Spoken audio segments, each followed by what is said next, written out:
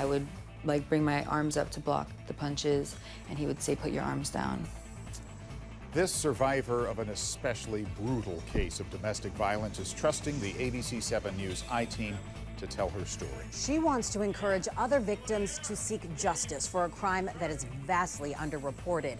She also wants to talk about how she feels the San Francisco Public Defender's Office treated her. Now, a word of caution. This report could be disturbing for some, especially for anyone who has experienced domestic violence. So keep that in mind. We will tell you about some resources for survivors in a moment. Yes, Dan Noyes has been digging into the case and joins us with a story. See only on 7. Dan. Well, Amen, Dan. I've read over 1,000 pages of court records in this case and have obtained police body cam videos, recordings of phone calls, photos, and other court exhibits. It may be difficult to see for some people, but keep in mind, this survivor wants you to see it to hopefully bring about change. Jordana Cain tells me the night of February 5th, 2022 started out great. Her parents and grandmother came for dinner in the San Francisco apartment she shared with her partner, Antonio Gamero. You try to be like me. The only thing is you're not slick like me.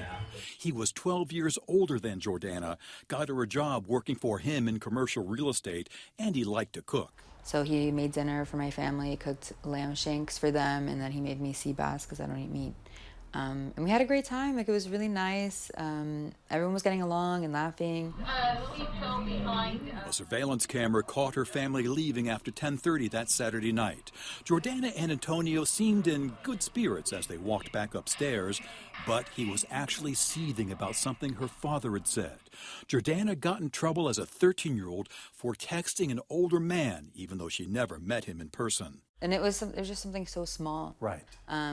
That I didn't share with him because I knew how volatile he was and how violent he was over things that nothing. Like, he would find any reason to become violent with me. Antonio exploded and told Jordana to get out of the apartment, throwing all her clothes into 2 garbage bags. Right. He punched me a few times here, and then he grabbed my clothes here and threw them out of that window on the right. The building's front door camera caught Jordana at 10:58 p.m. rushing outside to retrieve her belongings.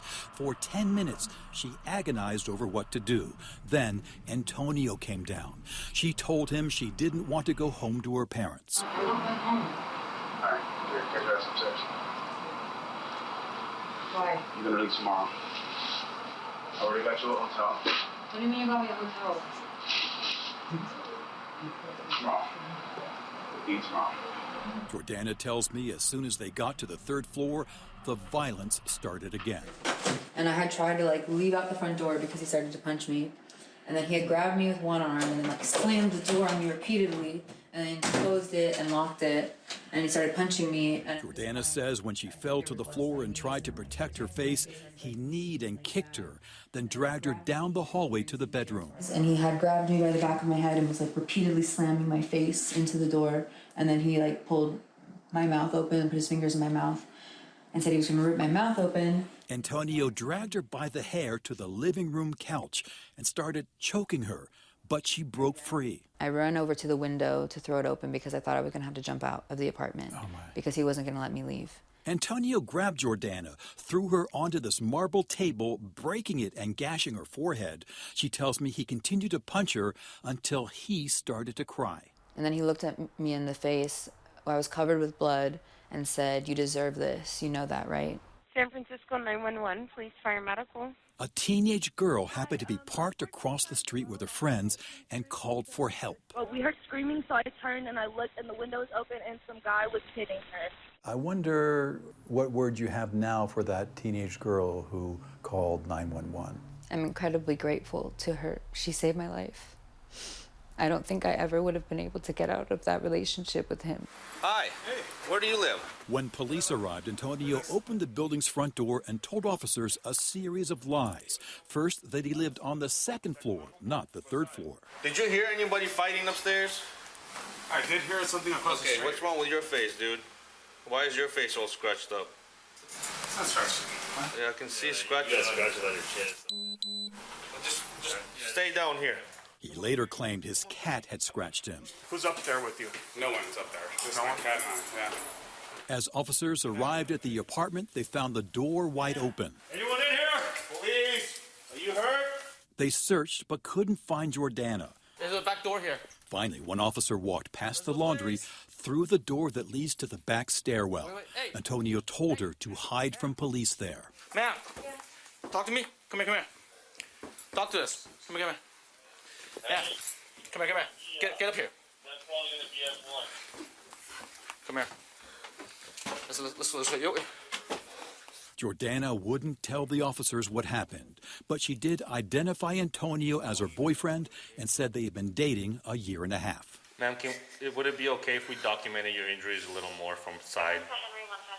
Jordana suffered a broken nose, fractured eye socket, deep laceration to her forehead that required 2 sets of stitches, a black eye, bruises to her ear, legs, arms, and body. She had to undergo invasive surgery to address facial asymmetry caused by the attack. It still feels numb. Cuffs. Officers arrested Antonio Gamero, and during his domestic violence trial, his attorney, Deputy Public Defender Ilona Yanez, tried to turn the focus to Jordana Cayen. I was constantly bombarded with, like, why did you stay? Why didn't you leave? One, it's extremely dangerous to try to leave a domestic violence relationship. But two, there's so much shame and guilt and embarrassment surrounding it already. From court transcripts, Yanez told the jury she's obsessed with Antonio. So this isn't the story of the poor, vulnerable, abused woman over and over. This is more fatal attraction.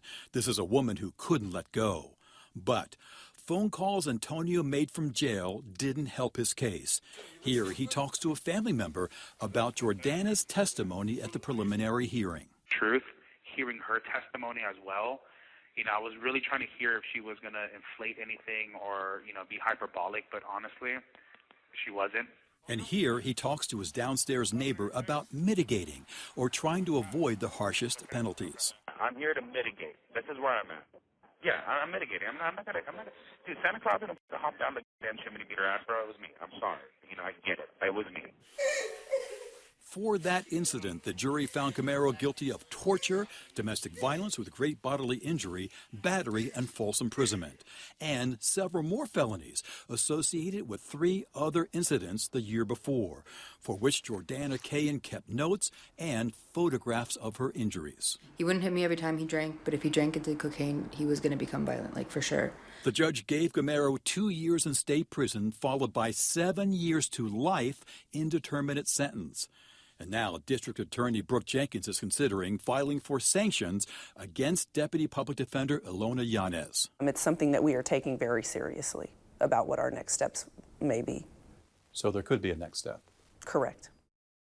She survived repeated bouts of domestic violence over the course of a year. It ended with the arrest of her former partner, sentenced last month to 7 years to life in state prison. And now she wants to come forward with complaints, how she feels the San Francisco Public Defender's Office treated her. Come on, turn around.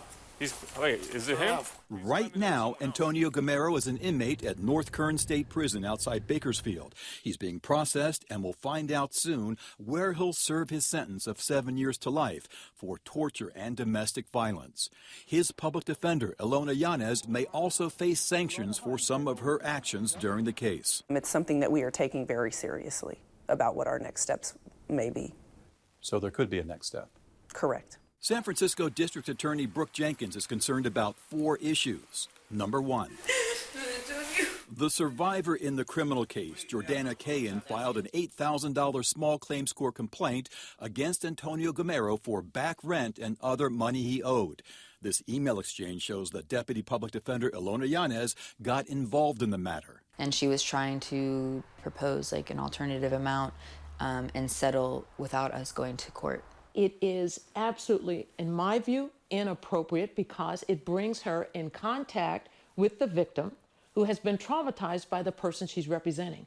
You don't want to cross those lines and those boundaries. Retired Santa Clara County Superior Court Judge LaDoris Cordell explains, small claims court is supposed to be one individual against another, no attorneys. She's concerned Gamero's deputy public defender may have been trying to arrange a payment to his victim. Well, he's willing to give you this money, he'll give it to you, and maybe that'll soften her attitude and she won't be as concerned about maybe seeing that he's prosecuted.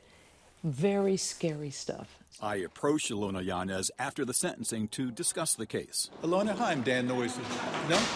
She didn't give me a chance to ask specific questions. I later sent them to her office in an email. And even though I gave her boss, Public Defender Manoj Raju, precise details about what I was investigating, he would not agree to an interview. His staff sent a statement that reads in part, there was nothing improper about Ms. Yanez's conduct on the Gamero case. It's commonplace for public defenders to convey information from our clients to victims since in domestic violence cases, our clients are often barred from communicating with victims except through their attorneys. Issue number 2. In this text exchange, Jordana turns down the public defender's request to meet in person about the small claims case writing. After speaking with my lawyer, I think it would be best if your team could pose any questions regarding this in an email. But the very next morning, Ilona Yanez cold-called Jordana at work, spoke briefly about small claims court, and focused on the domestic violence case. She essentially tried to make me feel bad for him. What did she say? She said, you know, he had an effed up childhood.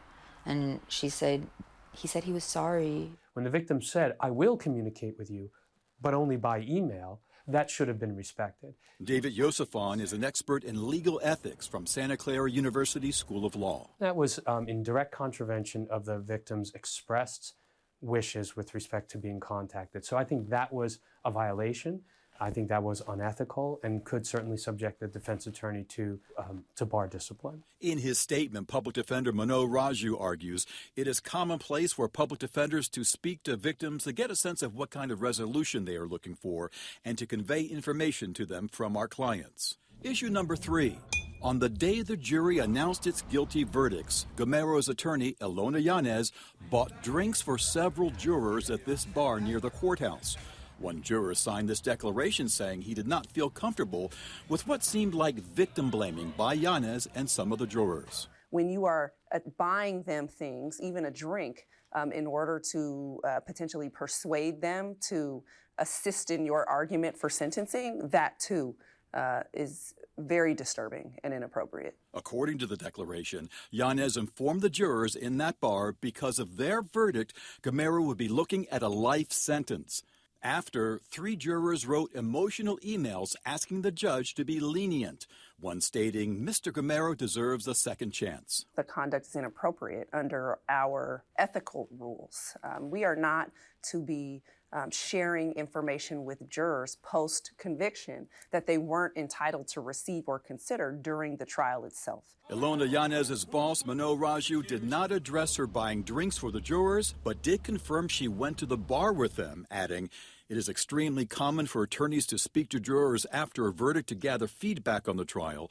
Jurors asked her what Mr. Gamero's sentence could be, and she told them. Finally, issue number 4. On the day of sentencing, the judge asked Ilona Yanez if she'd like to make any final comments. I was there. In all my time covering courts, I've never seen an attorney sob so hard that he or she was difficult to understand. Without my knowledge, someone made a recording of the session. That leaves the world a little bit less full of pain. Yanez cried for the bulk of her comments, and several times she had to stop, drink some water, and try to compose herself. Because his life is worth more than what we dispose of every day. The statement from Public Defender Manoj Raju's office says Ms. Yanez served her client impeccably throughout this case, and to criticize her for showing emotion and caring about her client is offensive and sexist. But Judge Cordell believes it raises questions of competence. The sobbing and crying in court where you can't even speak when you're there to advocate for your client, particularly during a sentencing. If you're so enmeshed with the client, you cannot adequately represent your client. You just can't do it. You have to have boundaries. You have to draw that line. And I didn't see that happening here. One final point. Through his attorney, Ilona Yanez, Antonio Gamero turned down a plea deal in which he would have received 6 years in prison. He wound up with a much more serious sentence. Dan? Certainly did. Yeah, much more. Yeah, Dan, you know, you report that Antonio Gamero was convicted for 4 incidents over what time period of a year? About a year, that's right. You wonder how his actions weren't caught any sooner. Oh, absolutely. And in fact, Jordana Cahan told me that she warned him that you're getting sloppy, that you're going to get caught. In fact, he would do these things sometimes at family members' homes. But it was a secret until those teenage girls in that car heard what happened and called 911. That's how it ended. And Thank as she goodness. said, that saved her life. But Yeah. that's right. All right, Dan, thank you so much.